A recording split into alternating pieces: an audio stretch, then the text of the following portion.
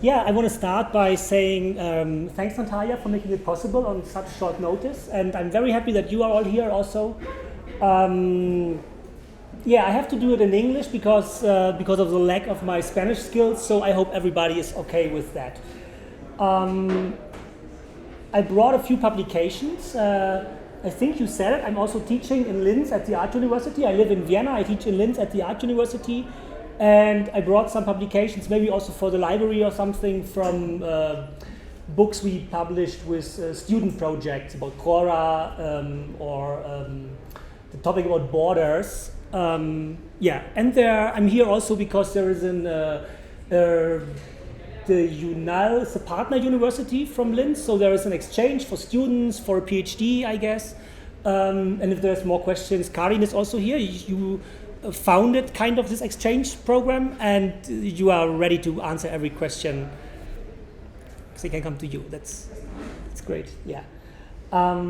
So I made a selection of artworks that I would like to show from the last 10 years, and I also would consider my art practice conceptual, experimental, like the class is also named where I'm teaching. Experimental art is the department's name. So the selection I put in 3 groups, like kind of kinetic machine sculptures, video artworks, and conceptual drawing archive projects, I would say. Just because I put them in 3 groups means we can talk about them better or we see connections easily. It doesn't mean it's chronologically. That's very important to say up front. It doesn't mean that the projects happen in that timeline like I want to show them, because usually when I work, it's all kind of a mess. I do all these things parallel, like editing a film and having a new drawing project or organizing some site-specific art project. So it's very important to know that, but I still want to group them so it's maybe easier for us to get into conversation. And also, this is another very important part. I definitely prefer a dialogue, so you are welcome to ask questions or comments anytime. So it's not just me showing you films or videos or explaining artworks, but maybe I just start and we'll see it. I just wanted to encourage you to always ask if something is not clear or comment. Yes. The first 2 works I'm going to show are like kinetic installations, I would say, and they are like 10 years old. 10 years ago I graduated, and for the graduation I made a solo show called Glandinale, named after my last name, and in a small town in a ego-biennial concept, I would say.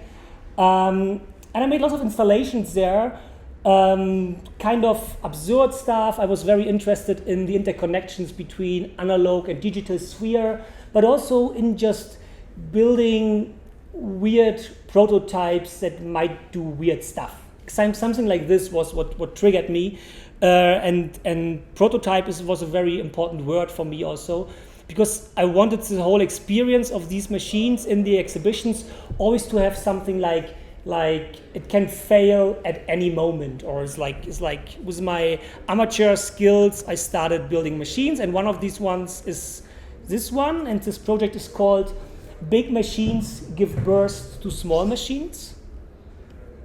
And it's an installation setup where we see a camera who's triggering a plate, and on the plate is a green P, Gisante, I think I translated that. Is it correct in Spanish? No. Gisante. That's what I wanted. I wanted to have at least this word. So, and there was like a microcontroller, and it was the first time I worked with microcontrollers and motors. And there's also the plant, the offspring, where the little pea comes from, and the water. And it's like a system in its own, which doesn't totally make sense. It's more like the inspiration from like a train ride where all these little peas move all the time depending on the movement. And so I'm going to show the video, because most of these kinetic installations that I built that time have a video to explain, and then you understand.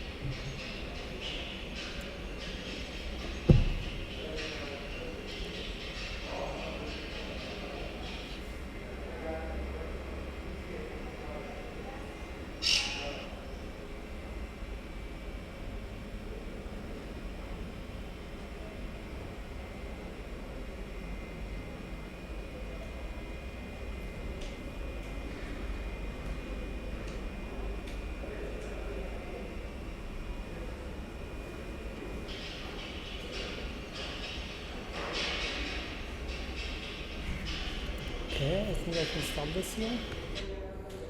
So it's more to get like one of the ideas that triggered me was a very like daily life situation where the thing moves, and the program and everything. A programmer helped me to write the script for these recognition tracking program, and everything was meant to be like in an equilibrium, like to put it in the middle, which never works because first of all my machine is built from trash and cheap material and is also always like too late and doesn't really work that way. But also this makes kind of the irony in that thing to put so much technical effort in such a like ridiculous daily life event. And with the second project I'm gonna show you is called Alta Neo. I would say the other way around. When this one was needed all the programming and technification, Alta Neo goes the other way, and it's an installation that simulates a digital LED display in a totally analog way. So we have this fabric printed surrounding it. Oh, I have to go to the next photo. We have the fabrics printed surrounding, I don't know what to say, like a transportation device, and there's this crank handle to move it all the time, and a worker was hired to do this during all the exhibition. And inside, we're going to see in the videos later, they are a little bit rough, but we're going to see that is like stairs filled with candles, like this altar simulation kind of. And the text is a quote from Baudrillard and means selbst ein simuliertes Ding sein, which means to be a simulated thing yourself. Something like this, I would translate that. I'm also going to show a little video that we see it in motion.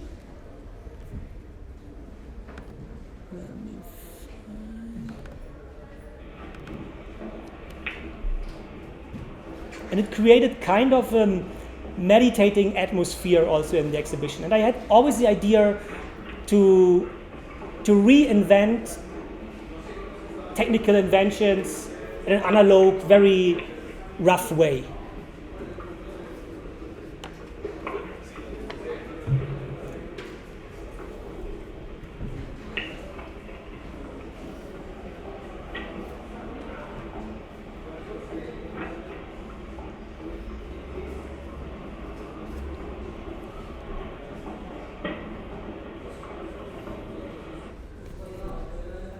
So I just was showing these things because there's a continuity to the next ones, but I think they got more focused on also how to use machines in the exhibition space. And the first one of them is called Zone or La Zona, and it's based on an Austrian street barrier, which always fascinated me since the day I came to Austria, because in Germany we didn't have these. And it's basically an expandable wooden thing that you use to block construction sites or something. And my first idea was I want to have one, so I stole one from the streets and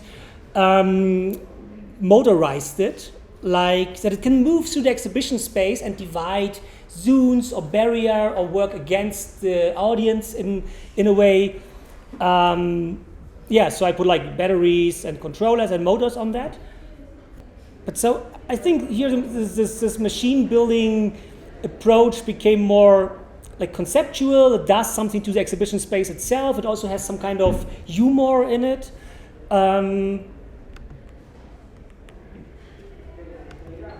So I came to this installation. It's called Feeler.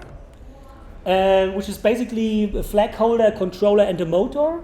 And it moves a dark blue flag, it swings back and forth. And the idea is to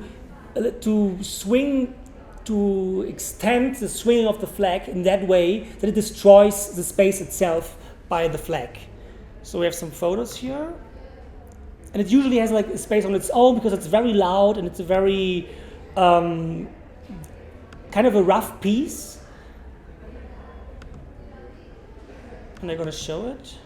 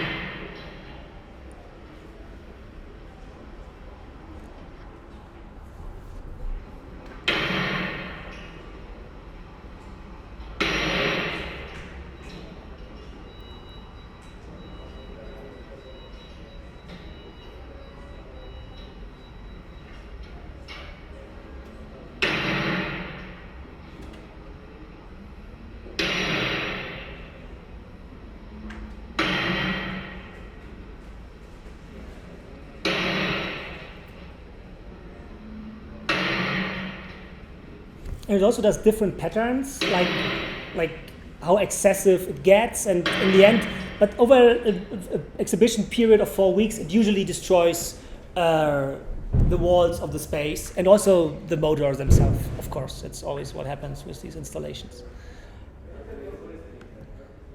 So far. And from there, I went to a more, I would say, subtle intervention of destroying, or like my approach of at least, maybe destroying, but also just like shifting the exhibition space somehow with the installation, The Crisis of Everything Everywhere.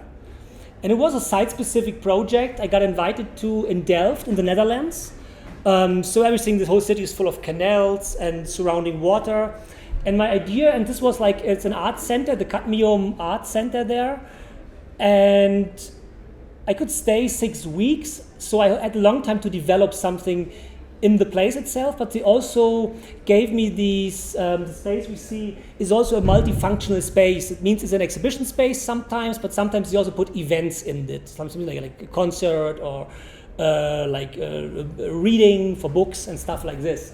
So I had to consider that also. And I built an installation, and it was always my plan, because they have these, I don't know how to say in English, with these gypsum panels, like the ceiling with these weird panels. We're going to see it later.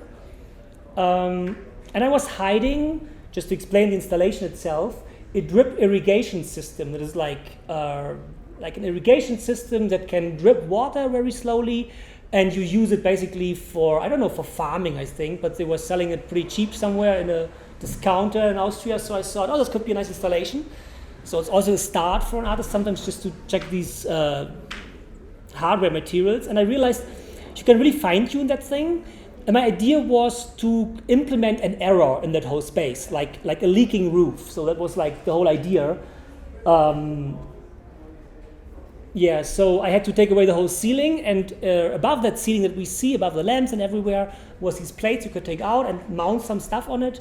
Everywhere where you see a bucket, so the bucket shows the counterpart of every drip we installed. And basically it's destroying, or like in a very hidden way, destroying the space or make it kind of useless. Or my idea was that the space needs care constantly, like to also like point out what art spaces are for.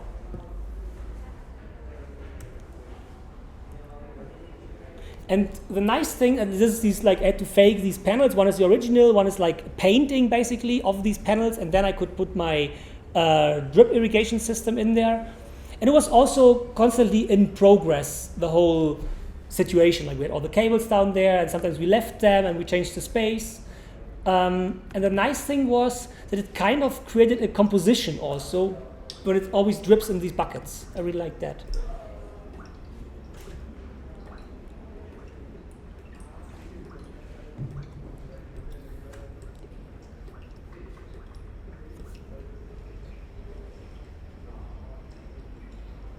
You can see it. Where is it there?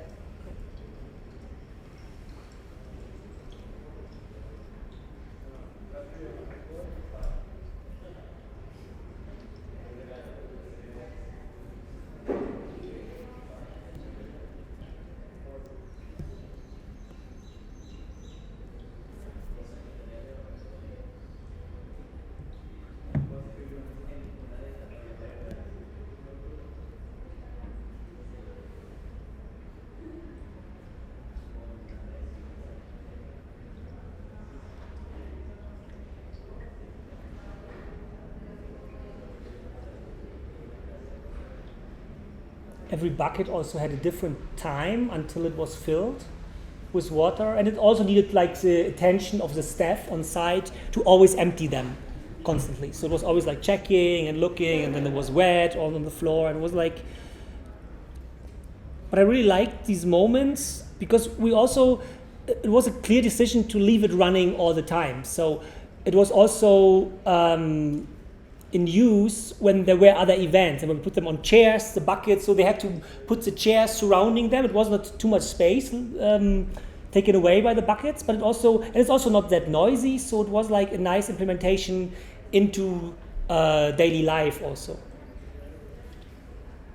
And some weeks ago, it was a very nice incident. A curator from Odessa, he saw that project, and he was sending me photos from real museums in Odessa that have kind of the situation like in reality. So like,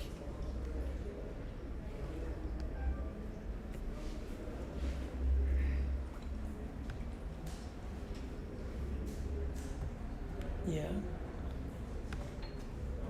So this is like, I would consider these like kind of like machines, space, interventions, installations.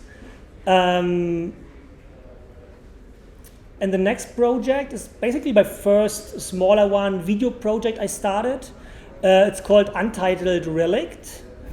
And it's basically, and it's also about space, but about ruins or space that is not in use anymore. And many projects I'm going to show have a strong connection to my East German background. So when I was born in Germany, like we said before, it means I was born in East Germany. 7 years later, the turnaround happened, and Germany was united, as you know. But it kind of changed the whole situation in the country. And I was too young to really realize that impact, I would say, because I just benefit from these changes. But like my parents' generation was deeply influenced. And for me, it was also like, the change of the countryside, like these leftover factories or leftover schools. And one of these buildings that I found was a leftover school building also near Prora, where I also had pointed out the book. And it was connected to Prora, which was like a seaside residency resort planned by the Nazis and never used like this, but it's a very huge building, just to make it short in this way. And there I found this school, and I also did something with this mural on site. And I did a video where it also becomes this feeling of standing in front of the class, going back to school, this shifting of a ruin, and also like not keeping it alive, but also questioning its background was one of the ideas. So we're going to see the video in a moment, but also the interesting thing about that school was it had the light from the top in every room. It was an amazing light, and just leftover school stuff, and every room had a different color concept and a different, I think dedication is the right word, like for sports or for electronics or for all these school classes. And I think we just go to the video and watch it. I think it's 3 minutes or something, Untitled Relict. And I think it's kind of connects to interfering with the space in a more like, in a different way, yeah. Okay. And it's a loop, of course, that's how it goes. And maybe just to explain wholly, I control the whole video by my movement. That's what happens, and we can talk later.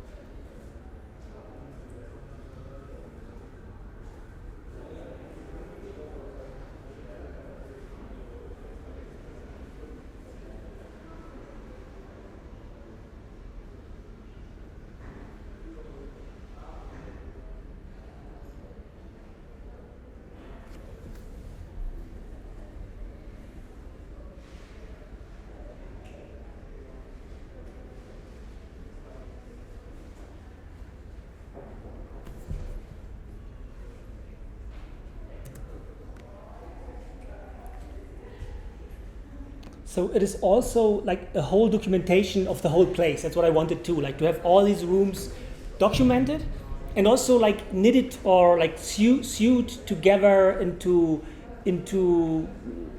like one piece again. Because it was very like kind of the epical ruin and the epical thing of decay, and also like all the furniture we see is like the special East German design of school furniture. Like so I think it's something everybody remembers also from whatever country you come from. You remember like the school chairs that your country has, and these kind of things. I realized the first time there how important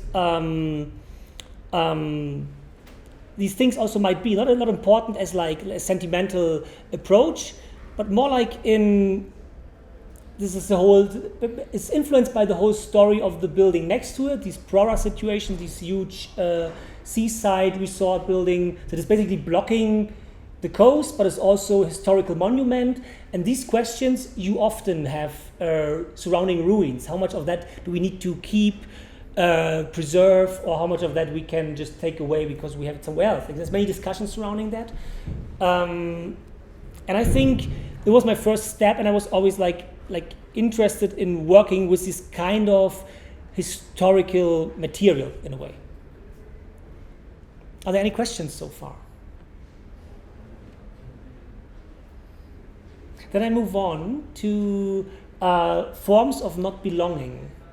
Probably we should say that we will try to translate if there are questions in Spanish. Yes. We will kind of manage. Si alguien tiene preguntas en español y quieren que las podamos traducir para...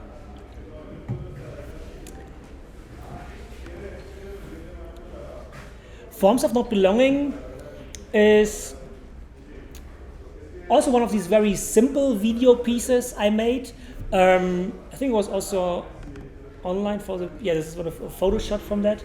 And it's all me, and I produced it in Indonesia, and I was there on a residency in summer when I got flooded with all the news from Europe in 2015, in the summer when these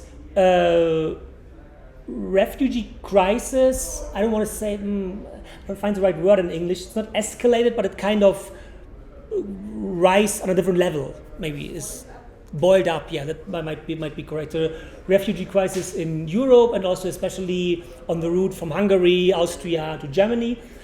And I had these walls surrounding me constantly there in Indonesia, in the place where I stayed, and I didn't want to make a piece about a refugee movement from far away. I wanted to have something like that is in between and just an iconic move to jump over a wall with your equipment or with your stuff.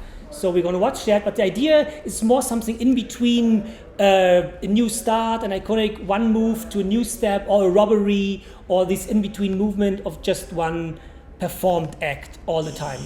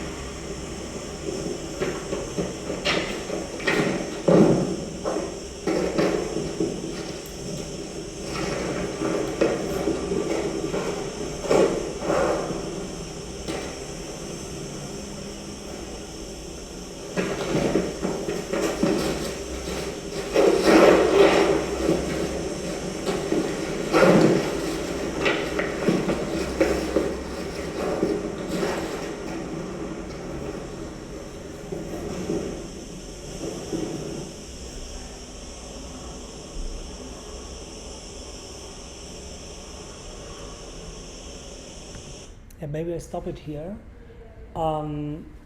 So I made different studies before I could shoot the video to find out which kind of clothing I think has this in-between state, or which kind of items I want to give that character, to create something that also might be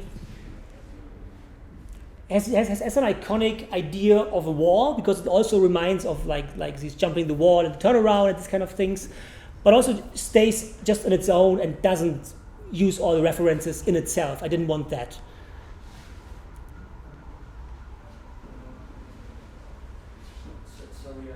Yes. Yes. But for the next video, I'm going to turn it off again then, but we can just, for the video, okay. Because the video is like, we have to watch it without the lights. Otherwise. So, yeah, my short introduction. The next video is called Ritual for a Relict. And it's also like, basically a one-man performance intervention with also very iconic relic that I knew for many years, and then I created an artwork and a film about it. And it's about these concrete ship that we see here. So since the 1920s, I don't know where it started, but people tried to experiment to build ships from concrete. And the Nazis used it again to build these transportation ships. They were built like in the 1938, 1939. The German architect Albert Speer needed needed to transport materials from Norway, like granite. I don't know, is it English granite? I don't know. Stones from Norway to Berlin. And because of all these military industry that was used for the war, there was no steel that he could use for the ships. So they invented again the method to build these very simple transport ships from concrete. So they could build them without a shipyard, just like surrounded in the sand. And it's a very interesting thing. And this one was never really used. It is in the Bay of Wismar in the Baltic Sea. So here we see the Google Maps. It's like the bay, and there's like the deeper sea, and there's a ship. So it's in the bay, and they set it on ground after, like in the 50s, to break the waves. So was the plan, but now it's a naturally preserved area, and they never get it away because it's destroyed. So I had this totally stranded, ruined ship, and produced the following video as like one performance intervention with it, let's say. It's also like, yeah. And it's 8 minutes long.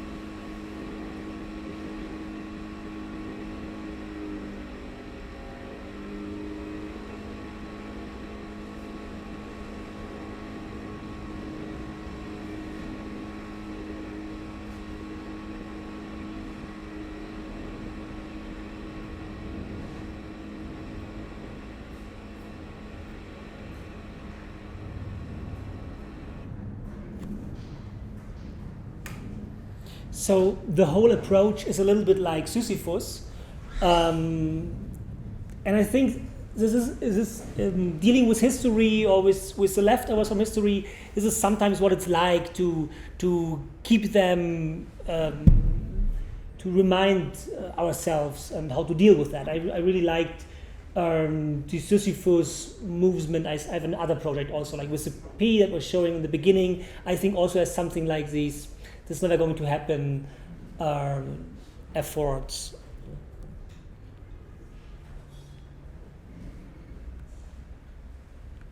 Oh, everything disappeared. I know. Sorry.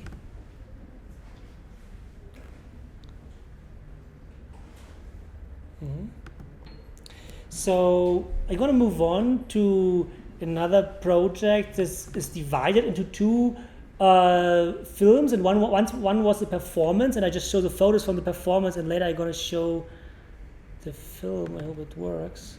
Yeah, it's called fogging. I don't know, is it like, can somebody tell me, do they do it in Colombia? Is it a thing that happens to kill mosquitoes, basically? It's like, I just saw it for the Olympics in Brazil, they do it. And it's pretty common in Indonesia, where I stayed, and I was working in Indonesia on a project called Safe Space, and it was part of it because I was interested in like what means safety or what means a safe space in a society. That can be like, they had these post-ronda surveillance systems in the street where the neighborhood watches, always appoints a guy for every night and watches the neighborhoods. This was part of it. But also the fogging as a technology or something that is, I read reports and they don't really know if it's so effective against, because it's mainly against dengue fever. Mosquitoes, these Aedes mosquito, and who transmits dengue, and it's usually used against dengue, and it's always used in where the local world meets the Western tourist world. I would just say it like this, where it needs to be visual that something is going to be done here. And I found out about this, and when I researched on one of these old colonial hotels there, it's called Phoenix Hotel. And basically, in the end, I made a film with that when I was just like in the exhibition space and totally like erasing the space with the fog as one of the tools. But I don't want to show that now because it's very similar, and I want to make the move to like other more documentary approaches. And in Indonesia, I did the first like small, very simple documentary film about these fogging guys. The company is called Rent to Kill, which I also liked a lot. And they are doing this in this Phoenix Hotel basement. So like these, like, yeah, in the basement of these colonial era hotel, which I also liked a lot to prevent the safe experience. So we watched this film now. Maybe just part of it.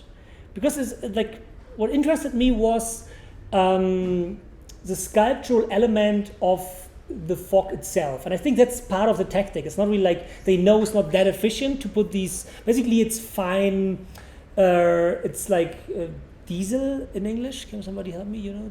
Gasoline, but some kind of gasoline is very high, makes these high hazing fog, and then there's some kind of poison for the mosquitoes in it. That's the idea, how it should work. And yeah, they have to do it in the early morning hours. So I could join them.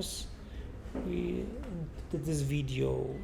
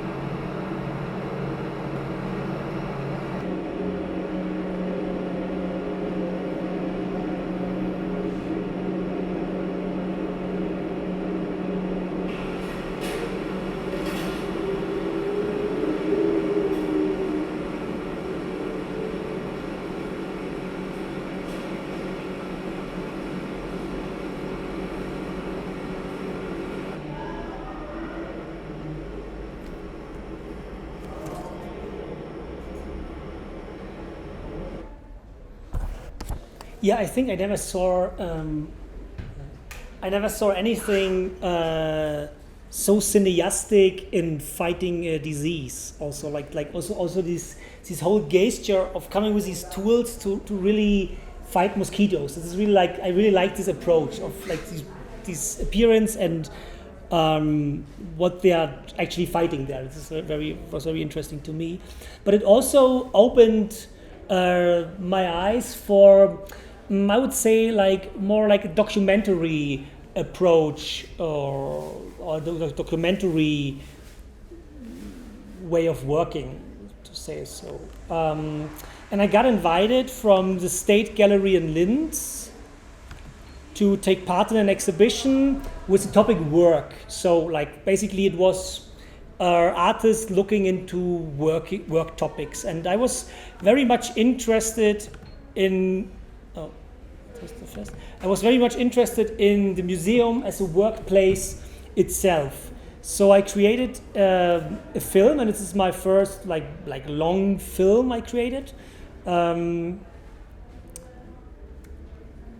By watching all the steps necessary in the museum to produce that exhibition, I was constantly filming with my small film crew. So we had a camera guy, we had a sound guy, and I was the director, or acting like the director, because it was also, like you can see here already, is pretty much kind of an harassment to the people to interfere in their office spaces with cameras and all these things. And it was something, what I wanted to create was something where both sides watch each other, like the museum staff constantly working.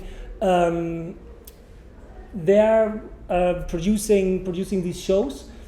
Most people are just doing organizing stuff, like the IT guy, for example, in the basement at this workplace. And I wanted to show all these workplaces, but also show us as artists producing a piece of art in that environment. So it's a little bit like these kind of, we watch each other situation and we show from the beginning, it's not really like an objective documentary approach. It's like we always stage or use or do it in the way we want. It was very, very yeah. And also it fits to more like a surveillance, like the director, like me in this position, and I always use that also to be kind of, the whole team is kind of an intruder. But I think the whole film is 30 minutes. I think maybe we can watch 10 minutes, like a middle part. And then you get a feeling also for how we worked with the people. And they really enjoyed that. And everything that was necessary for the film, because the museum also wanted to kind of approve the whole thing. But we also shot the approval scenes when they watched it, also screenings for the staffers. We also shot that. Everything that was necessary to produce the exhibition, we shot also for the film. Also when the curators discussed how the film is going to be shown later, we also filmed that. And I really like these self-referential things.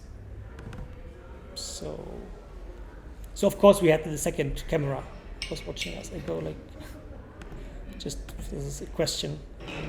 So we start here.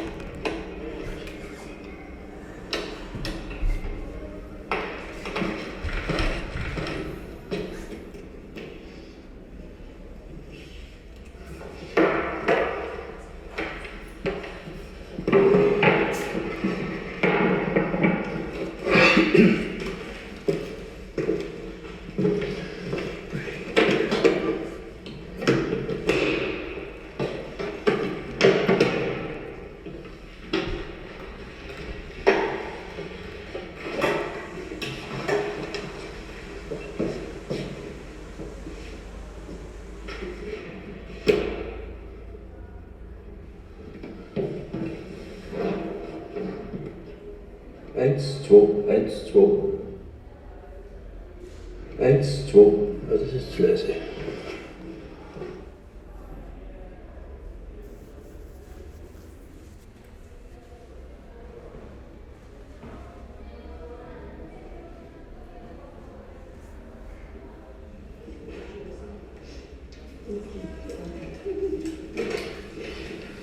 So, was steht an? Ein deutscher Fotograf, sehr hat sich von Anfang an sehr interessiert für das, was ich Ihnen vorgeschlagen habe. Die Gabi war bei der Ausstellungseröffnung gestern, um ihn zu... Also sehr sympathischer, sehr verlässlicher, ich glaube, mit dem man gut arbeiten kann. Ja. Und wir haben dann eben gesprochen über den Zeitraum und er hat gesagt, naja, das dürfte knapp werden, weil er hat im Februar eine Einzelausstellung in Wiesbaden. Aber er hat gemeint, das wäre doch super, ab Mai könnte die übernommen werden. Wir können es auch adaptieren. Das ist von dem Katalog produziert. Das ist ja was zwischen Februar und Mai Zeit pro Stück.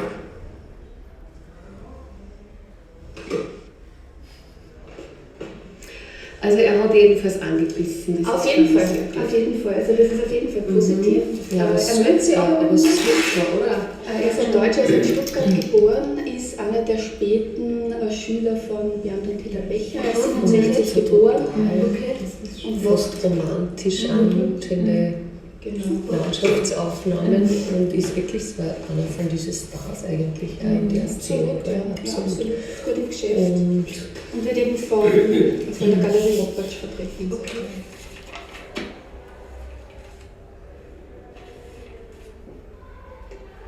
Landesmuseum, Landesgalerie Point, ne?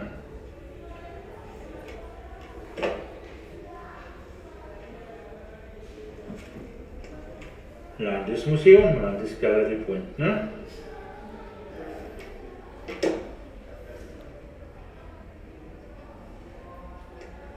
Landesmuseum, Landesgalerie Point, ne?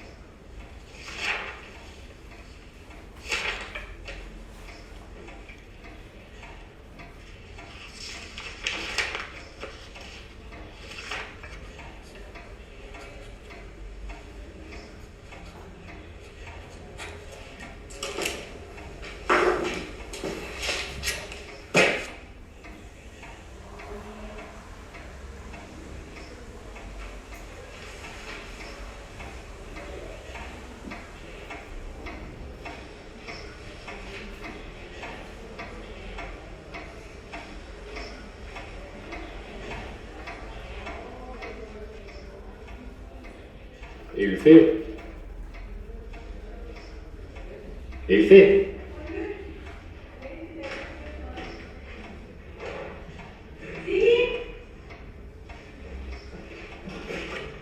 Man passt der Summe nicht. Bei der Budgetvorschau passt der Summe nicht. Ja, bei der wissenschaftlichen Direktorin, was wir eingeredet haben. Du hast mir jetzt die 50.000 dazu gehabt. Die haben ja gesagt, gehören nicht dazu. Bei der Gesamtsumme erhöht sich dann um die 50 doppelt. Weißt du, was ich meine? Und dann ist wieder aus, oder? Ja, irgendwo müssen wir es aus, oder du kannst das auch bei der Gesamtsumme aus, oder? Weißt du, was ich meine? Beim Gesamtbudget. Am Gesamtbudget wissenschaftliche Direktion aus der D13 ausgedrückt, dann passt das. Okay. Ja?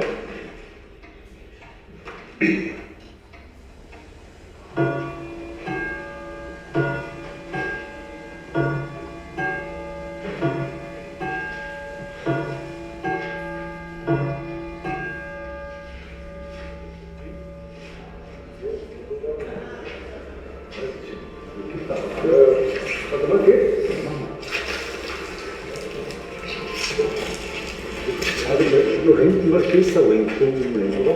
Okay. Darf man mal noch mal und dann schon anmachen. Ja.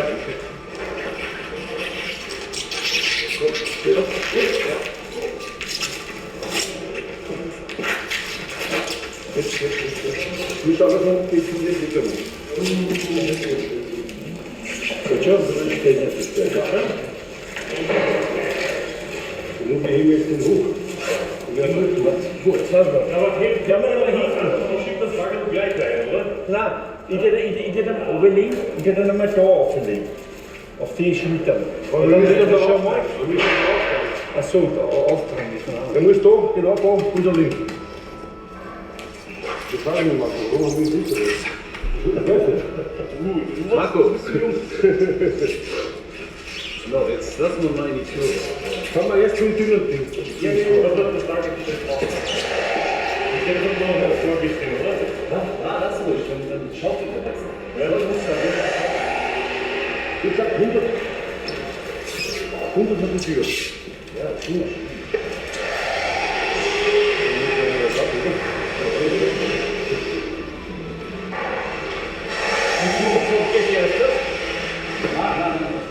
Was sollst du jetzt machen? Hochhaken, das war jetzt noch nicht. Gut, bist du?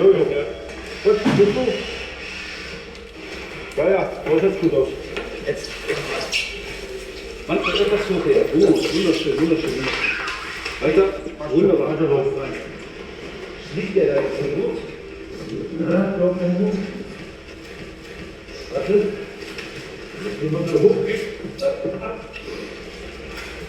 So fahren wir runter und unten stellen wir auf. Aber jetzt müssen wir warten, bis der Aufzug da ist. Okay, maybe I make this break here. A really nice thing, not really like just a side effect, I also planned this, was that I worked with many museums as an artist before, but you usually, like, you come, you do your stuff and you go again. And I worked, and for this project we worked so many days with the museum and the staffers, and we were allowed in so many meetings that I got so much like inside information that I really love, just to understand like how a museum really works, how curators think, and that they, what kind of their approach is, and how these exhibitions are made. And it was very, very interesting to get all these like the internals as an artist. It was like really one of the most interesting things about this project also was to have these such a deep insight in an institution. I really liked that. And everybody was super open to us and very friendly. It was a nice, very nice project. I liked that. But from there, I would move on to like 2 drawing projects in a more like conceptual, embedded environment, so to say. Yes, maybe I start with this one. It's called Conspiracy Dwellings or Conspiracy Rooms. Conclusion. Yes, please. In the videos, well, I want to see all the videos to have the right idea, but in neither of all the videos you put other sound than the original sound of the clip. Yeah. I made myself here. Yeah, I understand. Yeah. Why? Why do other sound than just the sound of the record?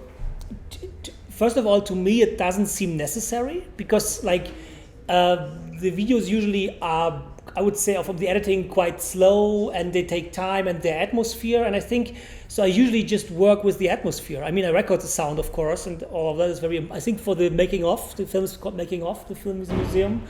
I think the sound is also very important, but not in something that I artificially add to it. You know, like, of course we manipulate the sound also in the editing. And also, first of all, it's not necessary for me, and then there would also be the question of rights, and I'm not a musician, and I don't have the music, and I don't see any of these films with the wall, and it's very important to hear the wall very precisely, and these boots on the wall and this sound, it doesn't make sense for me. So I come to these conspiracy rooms drawings. I have to find my script also.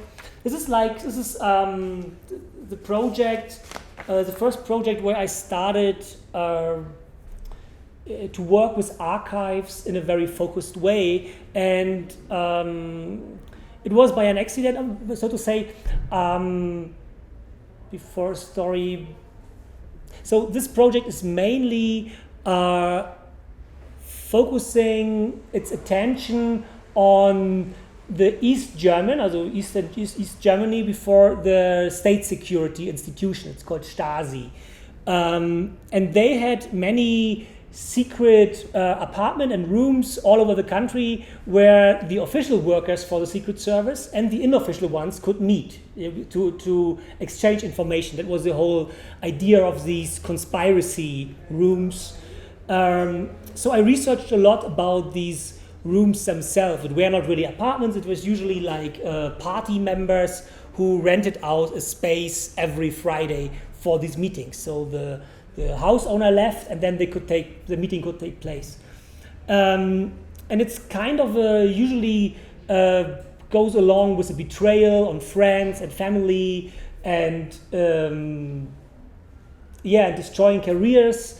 So I was very much interested not in these, there was a lot of research in where these apartments were placed.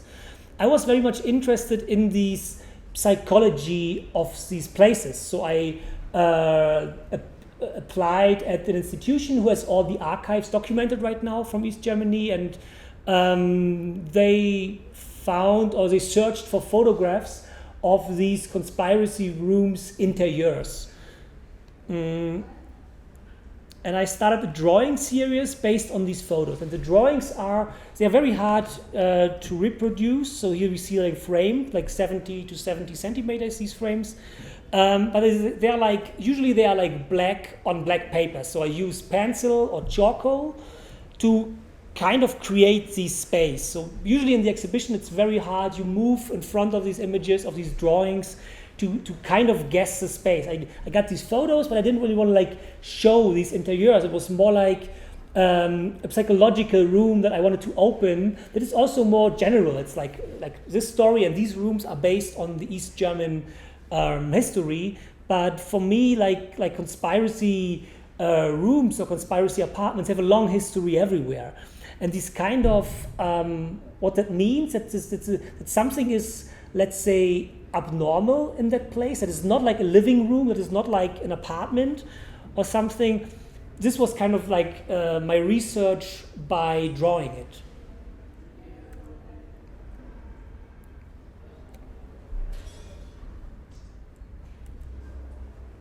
And some of them before that series, just on black, I made on veneer wood, like very cheap wood that you find from furniture pieces. Like here you can see there's a little part, it was a door from the furniture, and I just used this wood and put black paint on it and cut it out these little parts again. So I made a big series with all the photos I got from this archive about conspiracy rooms in these apartments. I researched a lot to find out. I usually do that also with a concrete tube, and everywhere before I work with a topic I need to know like its background, let's say with a concrete tube in general, but also specifically this one that I see there. And And it was a very interesting experience here also, because in these full archives that still exist from East Germany as an archive now, it's not really marked what is an interior of a conspiracy apartment, because they didn't do that. So, but sometimes by accident, somebody broke in these apartments and then they started documenting it. So sometimes I have these, I don't know, little markers on these photos where the police documented the robbery, but because it was a secret apartment, they documented it very well and marked it also. So this is usually what we found there.